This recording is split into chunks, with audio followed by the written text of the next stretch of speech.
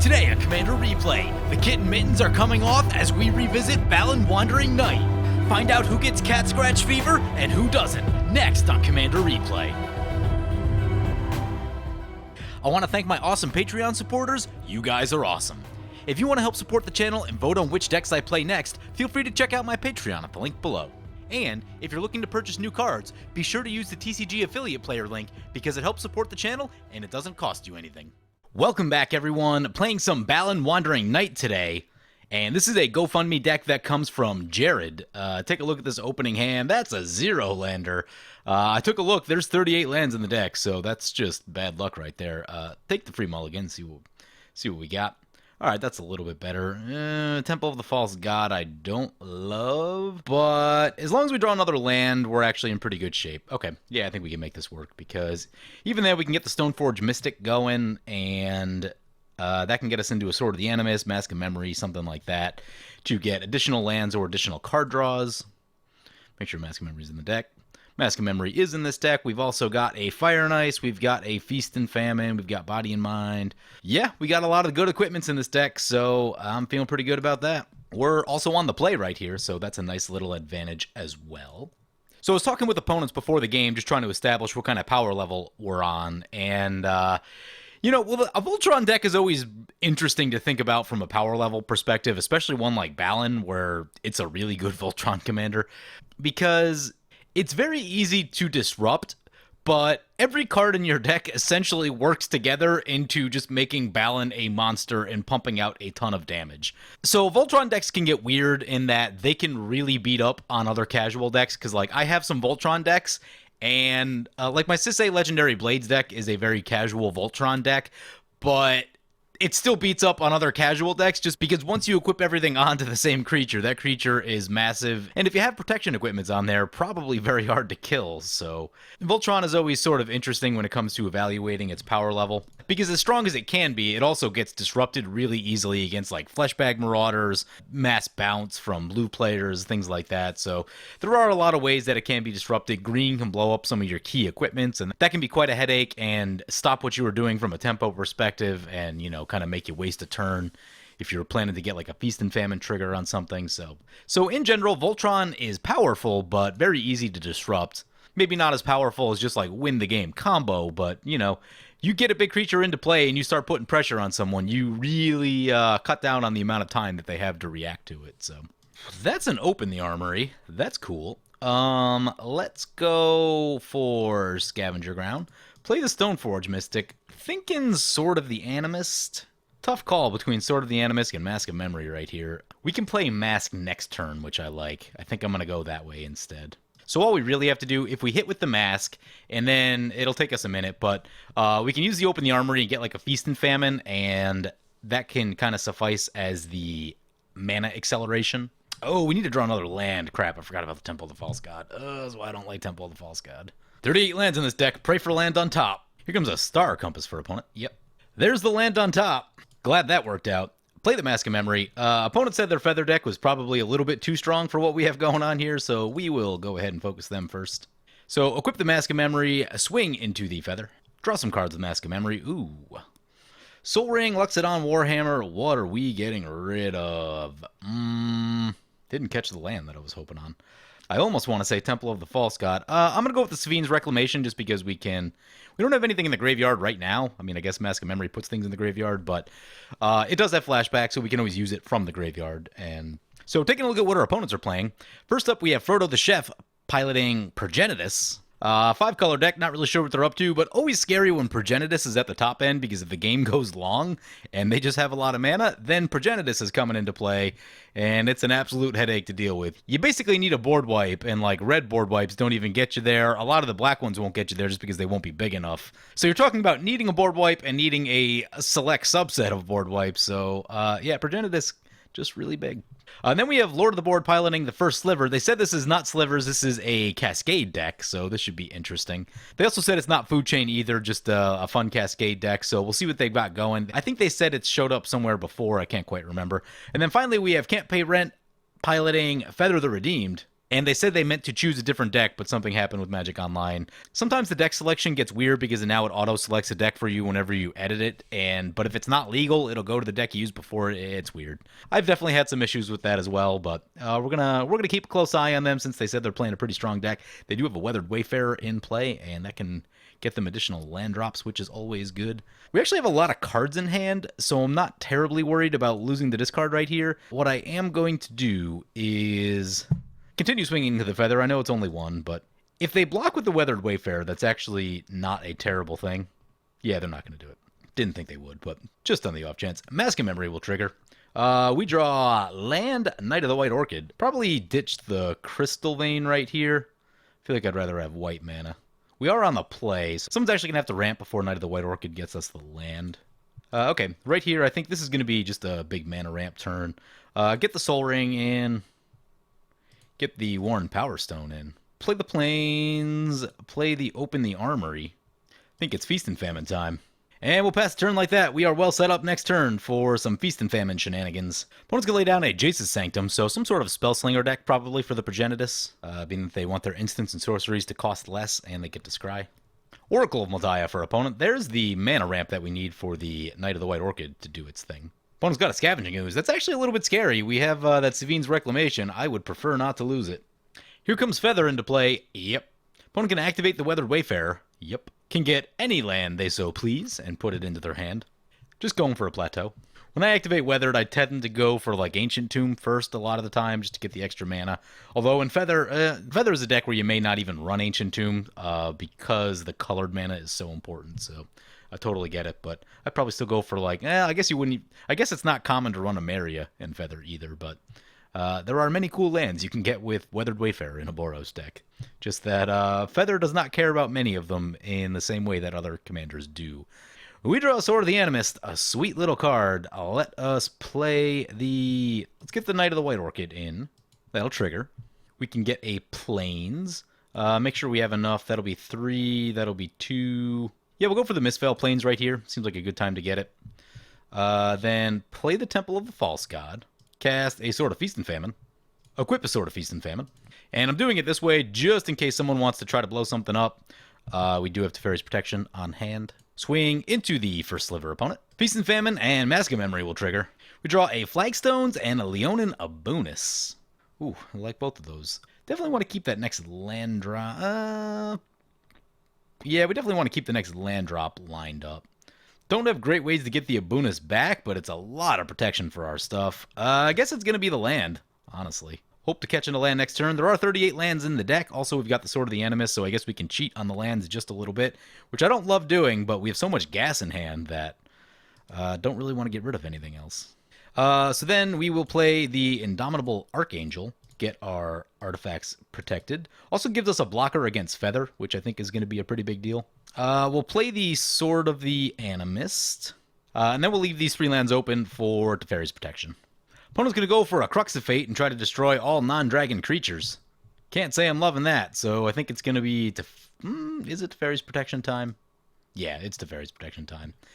The amount of advantage we'll generate by our creature sticking right here is going to be very high. Opponent's going to play Heal on their Feather, so they can draw a card at the beginning of next turn. Should use Bandage instead. You get to draw the card immediately, and it's essentially the same effect. I found that you only need so many of that type of effect in the Feather deck, even at 1 mana, but you get to draw the card immediately, which is a little bit better. We're going to go over the Teferi's Protection right there, and this should resolve. I don't see any blue mana open, so it does. It is good to get rid of that Feather, though. The worst thing for a Feather deck is losing Feather, and it takes a lot of mana to get Feather back into play, and it just hurts. It just hurts really bad when you lose your commander in that deck, more so than most other decks. Here comes the first Sliver. Going to cascade into an Arcane adaptation. Let's see what creature type they are choosing. Oh, Sliver, obviously. So then any creature they cast will be a Sliver. Seems like it could be a problem. Yep, they have chosen Sliver. So now every creature is a Sliver in their deck, and they will get lots of cascades. Oh, that's an Academy Rector. When it dies, search for an enchantment. Exile the Rector, put an enchantment into play. I wonder which one it is. Feather is not known as an enchantment deck.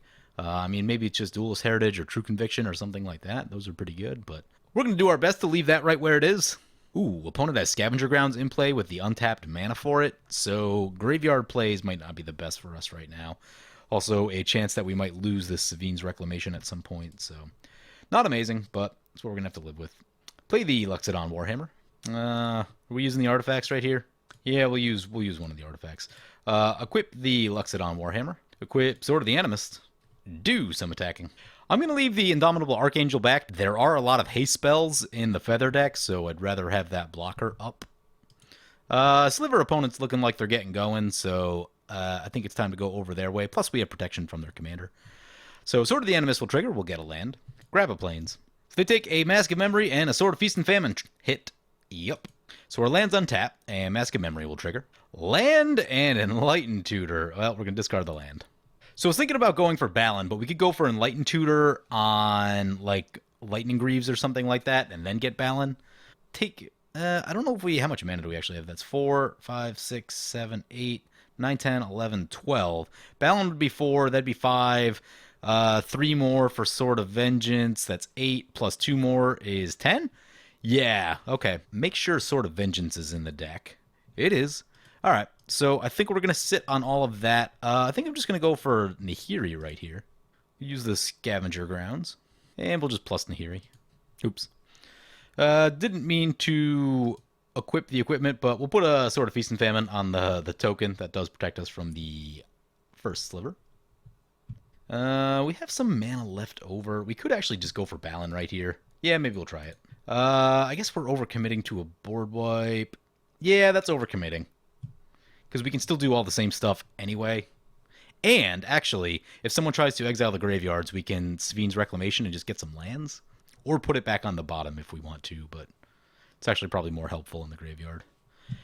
Oh, right, Savine's is a sorcery. No, never mind, that's not going to work. So we would have need to have done that during our turn. Forgot that it's a sorcery. Feels like it should be an instant. Probably way too good if it's an instant, but I've used it once or twice already. It's been sweet. If you like Sun Titan, it is more Sun Titan triggers. Someone milled like half my deck when I was playing Sir Gwyn, and I had Savine's Reclamation in hand, so I just got like Blackblade Reforged, Luxodon Warhammer, and Duelist Heritage out of the graveyard, and then Sir Gwyn was very large and terrorized the table until it eventually won. Though there was a scary moment where someone ultimated one of the Garriks and made like 10 6/6 worms or something like that, and that's actually a lot of power and toughness, and even with the Blackblade Reforged and Double Strike, that was going to be a formidable opponent for Sir Gwyn. Opponent plays a Thran Dynamo, and leaving some mana up. They're on Cyclonic Rift mana, that's a thing. Nope, never mind, they're actually not on Cyclonic Rift mana. They are only on 6 currently. Here comes Muldrotha. Yeah, that seems like a pretty good sliver. Drakuseth into the graveyard. Opponent hits in Azusa. That's a good one. Does require that they have lands left in hand. Oh, with Muldrotha. Yeah, with Muldrotha. That seems like it's going to work out. Azusa will cascade into a Birds of Paradise. Does opponent have 0 cost cards in their deck?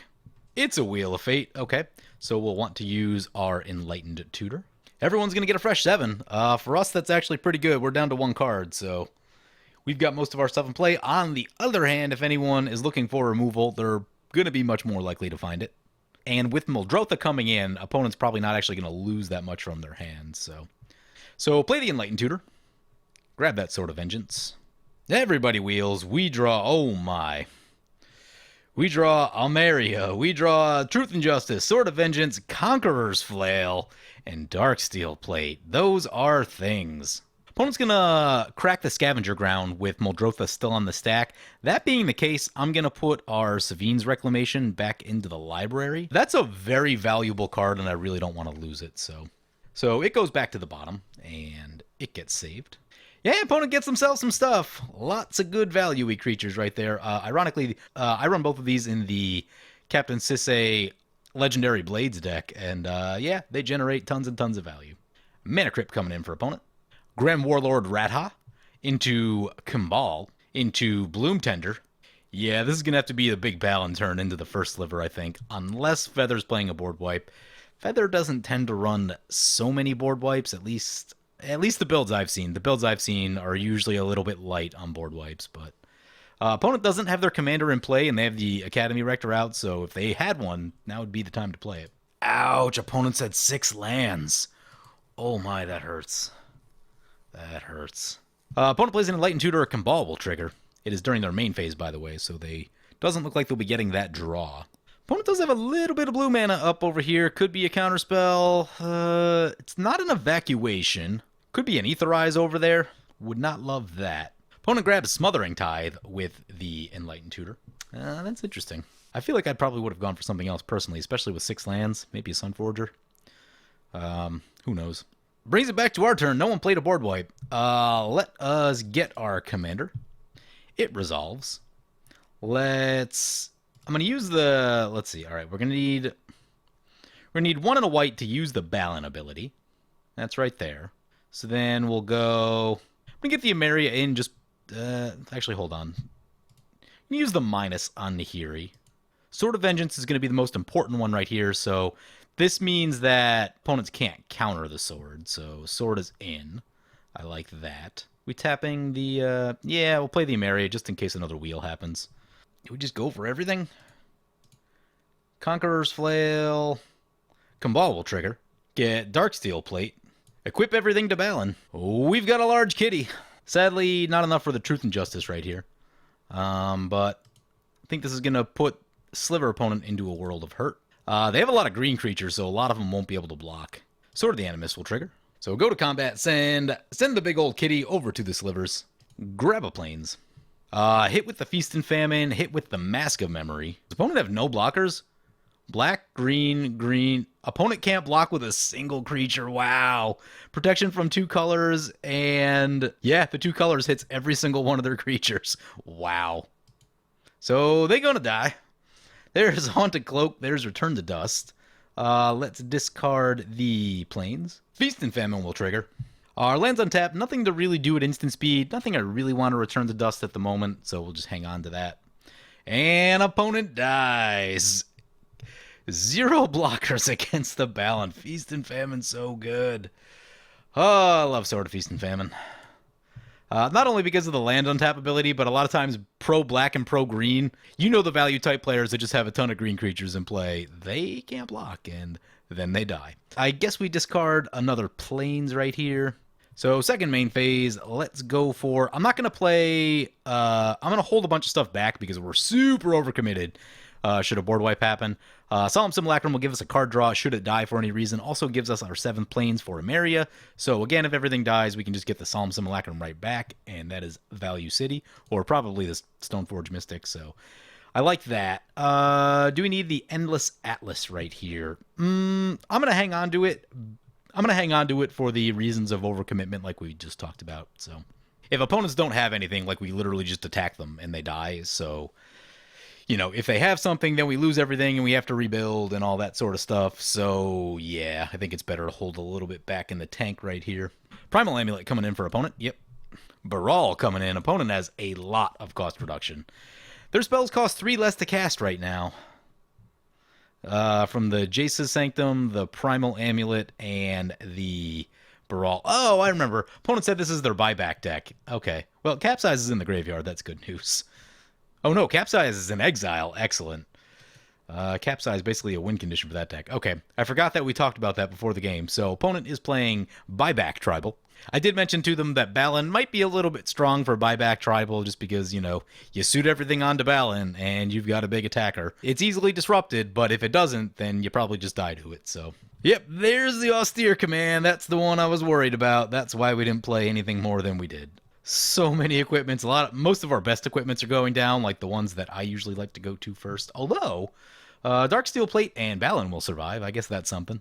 So actually what we can do right here, yes, we're going to get to take a look at this, I think, unless something crazy happens. Every once in a long while, this is one of those late game kind of plans, and, you know, you need a lot of mana to do it and things to go right, but I think we're going to get to do it, which is... We have Emeria active, 7 Plains. Stoneforge Mystic can come back from the Emeria. We can Misveil Plains one of our equipments from our graveyard back to the bottom and get it again with Stoneforge Mystic. That's actually a pretty big deal. The Academy Rector will die. Solemn Simulacrum will die. Opponent went for big creatures. Probably forgot that Balan was indestructible, would be my guess. Use the Solemn Simulacrum ability. Draw a card. It's a Plains. See what opponent gets with the Rector. They get a Smothering Tithe. Yeah, Feather is a super mana-hungry deck, like, incredibly mana-hungry. Revise my earlier statement, however. I thought the Stoneforge Mystic was going to die. It did not die. So we can't do the thing that we talked about. At least not without another equipment tutor. Once we find another equipment tutor, we can do it. Mana will be much tighter now that Feast and Famine and Sword of the Animist are gone. But I suppose we're on Reanimate Solemn Simulacrum. And that'll slowly get us there. And I've talked about it a little bit before. I think the thing that mono white needs is the mono white Boros charm, like white for give indestructible to all of your permanents. There are a number that protect your creatures. I know Brought Back is a card that protects a couple things, and maybe it's not terrible. But I really just want to see, that white board wipe protection for all permanents for mono white. Feather coming back to play. Yep. Are we doing anything at the end step here? Let's put the... I'm going to put Sword of the Animist back on the bottom right now. So, we have Nahiri in play. I forgot that we can just get stuff back. All right. Yeah, life is good. Life is good. So, it brings it back to our turn. We get an Ameria trigger, grab the Solemn Simulacrum, use the ability, get a land. There's Umazawa's. That's a pretty good one. Opponent will get to make a treasure. That's fine. Feeling like before things get out of hand, let's Return to Dust on the Jace's Sanctum and the Smothering Tithe. Play the Plains. Get Sword of Truth and Justice. Get Umazawa's. Tough choice. If we get Conqueror's Flail, that'll probably kill opponent. Because that'll give it 5 power. It'll have double strike. That'll be 10 plus double. We're going to be one short. We're really going to be one short. We can use the Jit to pump it. Okay, I like that. Use the minus on Nahiri. Get Conqueror's Flail. Use Balan's ability. Attack the Feather player. We'll probably do some other attacks here as well. Maybe not. None of this stuff really gets through Baral particularly effectively, so guess we're just going to hold everything back. The Double Strike and Proliferate on Truth and Justice should be pretty good with our Planeswalker right here. So that's Umazawa's trigger, Truth and Justice trigger. We're going to put a plus counter on our Balan, and then we can proliferate our Planeswalker and our creature. Oh, we should have did the Jit trigger first. Whoops. Next time. We'll get that one for next time. Ooh, Truth and Justice with Jit? Didn't think about that. That seems like a good one. Activate Jit one time, plus Balan. So it'll be 10 double, that'll be 20. Yeah, this should do it. So Truth and Justice trigger on the bottom this time, like a professional. Get the Jit trigger. Actually, it doesn't matter. I think only the first one matters. Whoops. Truth and Justice.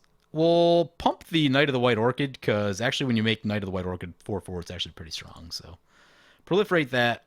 Proliferate Umazawa's. Proliferate the Nahiri and the Balan. Yeah, Truth and Justice with Double Strike.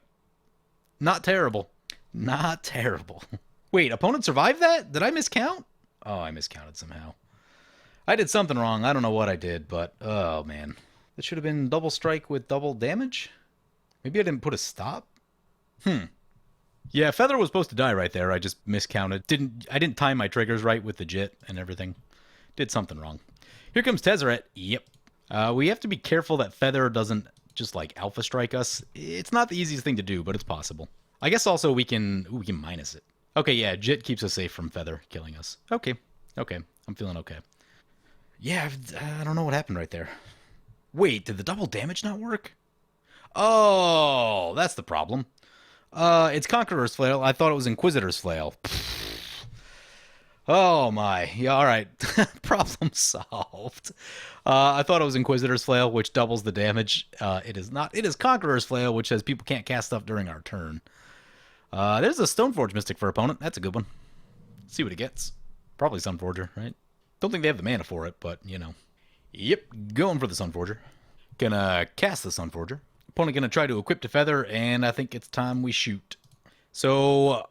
minus the Feather, fizzles the Sunforger equip, and in all likelihood that should be game for the Feather opponent because the tempo loss of losing your commander twice is just incredibly hard to deal with in that deck. Brings it back to our turn, a Myriad trigger, get back our Angel to protect our equipments. There's a Champion's Helm.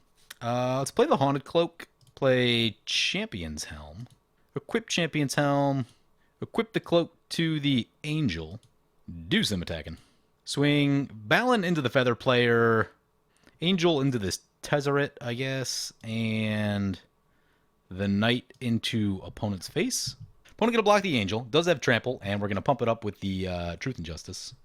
So opponent takes a hit right there, and that kills them 2 commander damage, so Truth and Justice will trigger. Jit will get a counter, minus the Thopter, Truth and Justice. Plus on the Archangel. Proliferate a bunch of things. We have proliferated. And we're not supposed to get this counter right here, so what we'll do...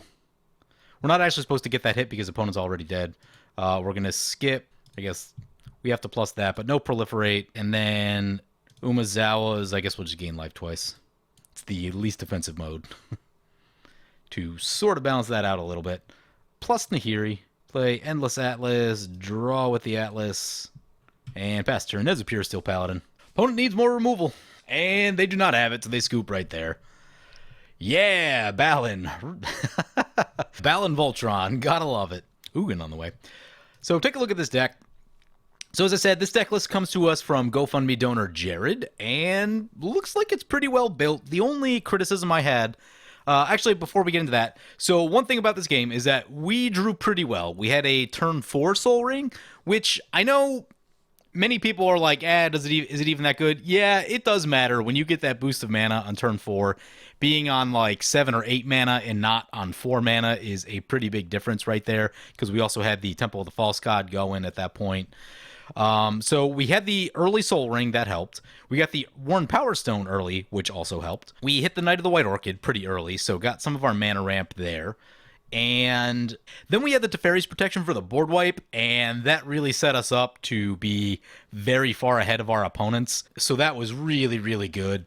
If some of that stuff falls out of line, then this game goes much differently. If we don't have an early Soul Ring, if we don't catch our ramp the same way, if we don't have that Teferi's Protection for that board wipe, then life is going to look a little bit different. But we had everything that we needed it right when we needed it, so that's a really good way to win games. So drawing the cards when you need them.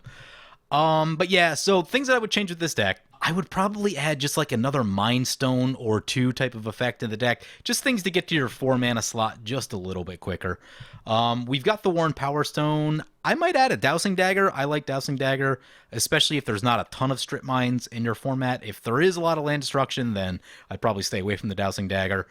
So that's a little bit meta dependent, but you're doing an equipment thing. Dowsing Dagger works really well in equipment decks. It does give you a lot of mana that is in the form of a land, so it's just harder to get rid of. So I do like that. The curve is pretty low. I do like that, so it is pretty efficient. There might be something to say, and this will depend on how long games go in your particular meta. If games are short in your meta, then you don't need to do much. If they tend to go a bit longer, you may find the need to have some more punch at the top. In particular, I wouldn't mind an extra 5-drop or 2. A Gilded Lotus is not a terrible idea. It's not a must, but it's just a nice piece of mana ramp, especially if Balan gets blown up one time, you need to recast it, and especially if you're trying to like cast it and do the equip thing and come back in with haste and try to hit big again. Gilded Lotus is going to be nice for that, but it's a little bit less good in the early game. Hedron Archive is probably some ramp that I would add as well. The double production and card draw when you need it. Actually, yeah, here's what I would do. So I would probably add this Hedron Archive. And then I would probably add an Ameria Shepherd. And Ameria Shepherd just gives another way to get your equipment and everything back late in the game if a million board wipes go off, and that sort of thing. That's probably a couple quick changes that I would make. And then, like I said, a little bit more ramp in the deck. And again, it depends on how fast your meta is. If your meta isn't blazing fast, you probably don't need all the ramp in the world. And what I would actually do, I would actually prioritize some of the multi-producing ramp cards over things like Mind Stone. I do like Mind Stone a lot, but in the scope of a game that's going to go like 9, 10, 11 turns, Hedron Archive and Gilded Lotus are going to produce so much more mana and allow you to do so many more things than a Mind Stone will. But Mind Stone does help you get to your commander and other things faster, so, you know, it's a little bit of a balancing act, but... Oh, by the way, the Ameria Shepherd also combos with a Burnished Heart really nicely, so that's one that I like as well. Okay. So I've sorted this deck into some piles just to kind of get a feel on what's going on right here. So this first pile is everything that has to do with mana production. And actually one thing that I'm noticing, there's no mana doublers in this deck, so a Cage Sun. Gauntlet of Power is really expensive, I know, and maybe it's not the most necessary. I would probably go for a Cage Sun just because it's more affordable than Gauntlet of Power. Also, it doesn't help your opponents at all. But the mana doubling there is going to be really good, especially if the game goes long for some reason. So right here, I'll make a pile of things that we might want to think about adding. So we'll add a Cage Sun, talked about the Hedron Archive, Ameria Shepherd. Let's take a look at the overall mana production. We actually have 1, 2, 3, 4, 5, 6, 7, 8 pieces of ramp, and then Thaumatic Compass, Feast and Famine, and land tax that aren't specifically ramp but help us with mana production one way or another. So that's not bad. I personally tend to go just a bit higher than that. I really want to make sure I hit something in the course of a game. So that's where we're talking about like a Hedron Archive or a Cage Sun, maybe like 1 to 2 cards. Most of my decks are running 10 to 12 pieces of ramp with 2 to 3 pieces of things like Thaumatic Compass and land tax type of stuff, just to help you find the lands. So I'm really up around 14 these days when you look at like total mana production cards. And again, this deck, it's not bad by any means, but I really just like to run a lot of it. If your opponents are also running 10 pieces of ramp and you're running 10 pieces of ramp, then are you really getting ahead of your opponent? No, you're probably staying the same. So, if you really want to get ahead of them mana-wise, then run more ramp. But definitely not in bad shape by any means. I just like a lot of ramp. Next up, we see 17 equipments that I didn't categorize into other categories. That's a pretty good number, decent place to be, somewhere around 20, and there's a couple that are in other piles. So I like that. We've got 9 cards that deal with protecting us, our stuff, or getting our things back. That's actually really good. And I think that's the part of the deck that was coming through, because even after the Austere command, we were still in great shape with the Nahiri in play. So definitely liked that. And Nahiri really good with the Truth and Justice. You can proliferate that, the double strike. It's going to become much easier to ultimate that Nahiri if you get, maybe 2 turns of attacks with the Truth and Justice and double strike. You should be very, very close on the Nahiri at that point. So pretty sweet right there.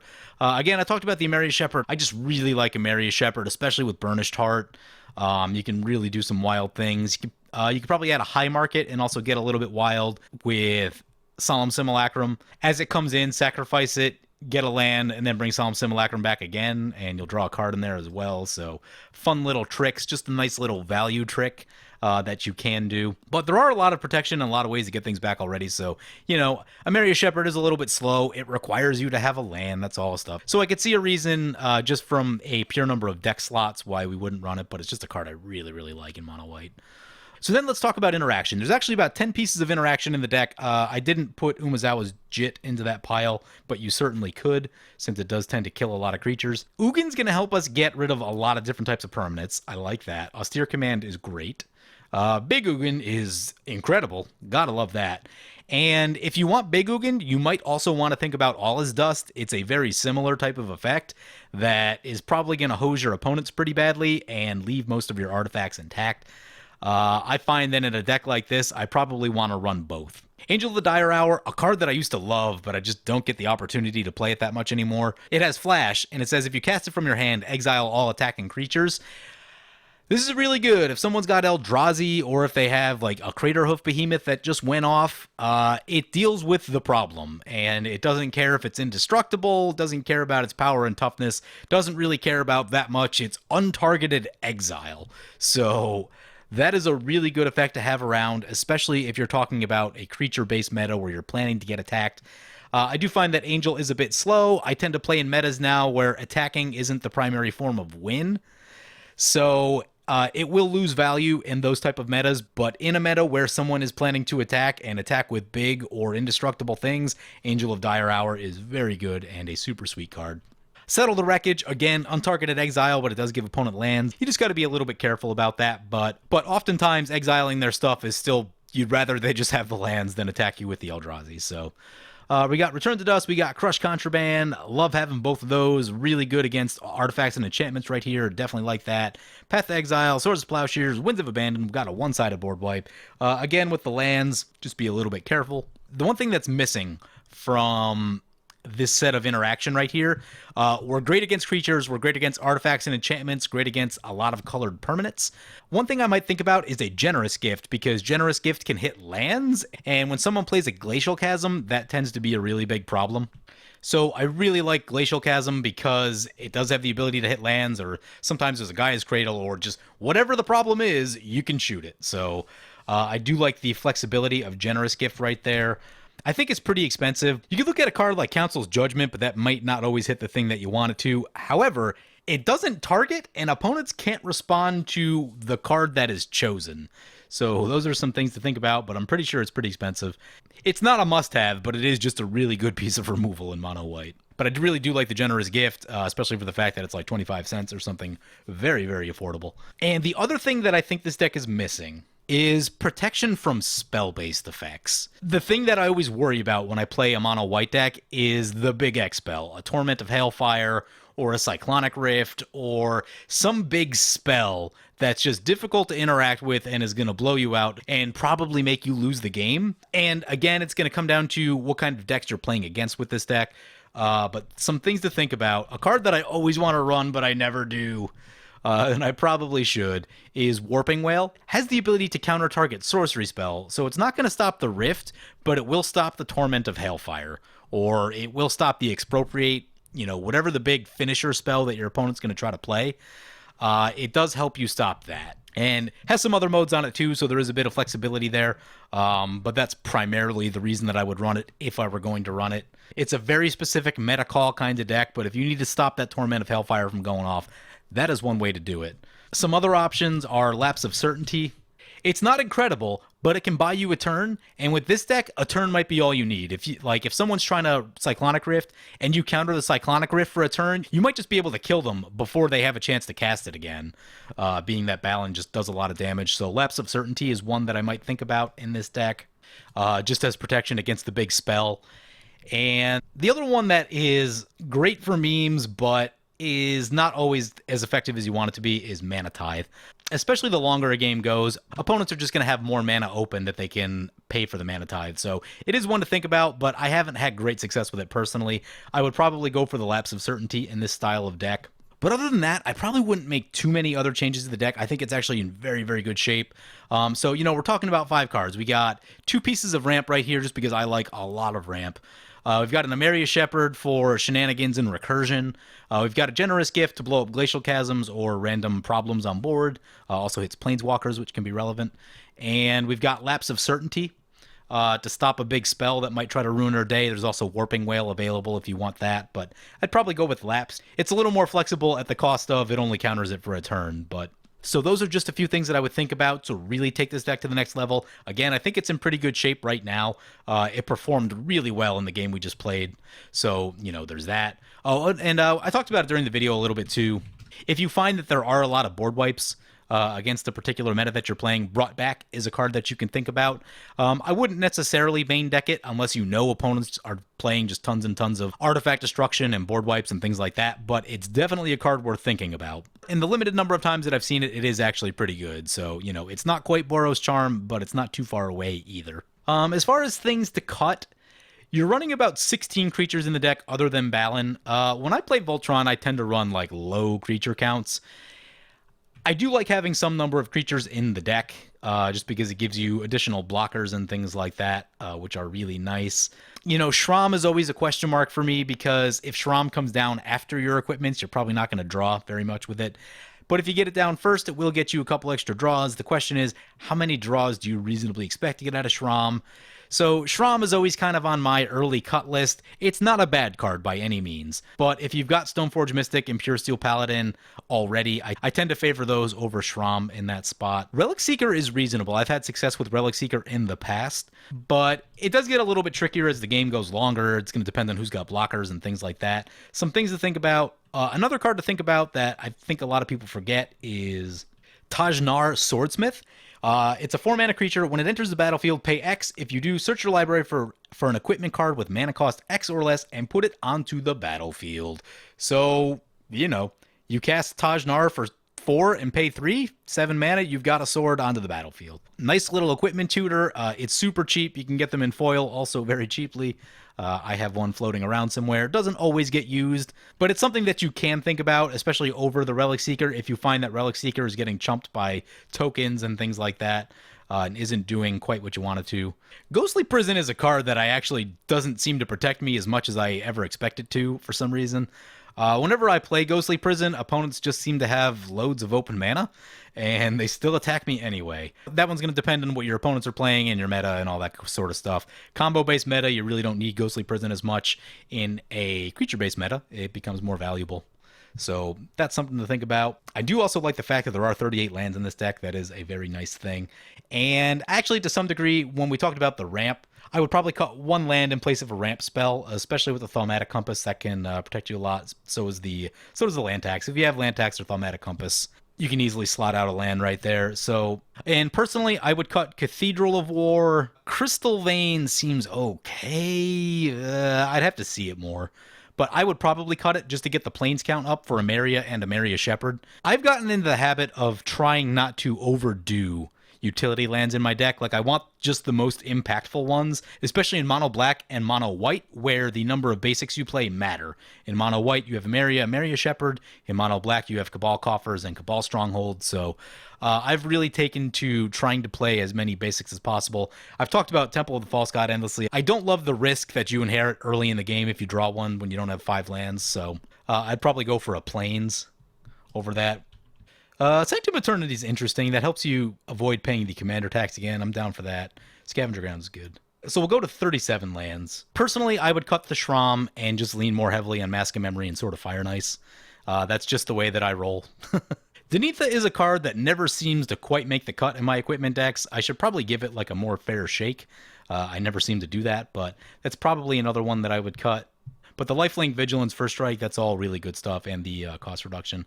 Lots of good abilities. I probably do need to give it another look at some point. Oh, by the way, Hedron Archive also combos with Emeria Shepherd in the sense of you play a Plains, get the Hedron Archive back, sack it, draw 2 cards, and if you hit another Plains, you can do it again. So that is one that I like. We'll go down to Lapse of Certainty, but it's definitely something worth thinking about, especially when you run into that big spell at some point. Just wanted to put it in your mind, on your radar, and make sure that you're aware of it. I don't run Indomitable Archangel as much as I used to. Love the art on the card, amazing art. But in a deck like this, you should have Metalcraft most of the time. But in a lot of decks, I find that you don't always have Metalcraft when you want to. I've tended to go with just the Abunus over it. Once you have Metalcraft, Indomitable is a much better attacker blocker because of the flying, where Leonin just kind of sits there, maybe blocks some small creatures on the way back in, but really just kind of sits there as a protection effect. But I'd probably keep both. I like having both. We're still at 101. I can't decide what I want to cut right now, but you get the idea. You can kind of mess around with some of these cards, and, maybe it's a matter of choosing between Cage Sun and Hedron Archive and, choosing one over the other and that sort of stuff. But you get the idea. Those are just a couple quick suggestions. Again, I really like the way the deck played. Everything seemed to be put together pretty well. Lots of protection, lots of recursion for the artifacts, good number of equipments in the deck. And the equipment selection all seemed very good. Everything was very relevant and packs a lot of punch. So I like that. Mana production was looking pretty good. Removal was looking pretty good. The one note there is maybe have something against the Big X spell. And everything else was looking on point. I might cut a non-basic land or 2 out of the deck just to try to really keep that plains count nice and high. But other than that, looks pretty good. So thank you to Jared for sending me this deck. Hope you guys enjoyed the video. As always, feel free to comment, like, or subscribe. Thank you for watching.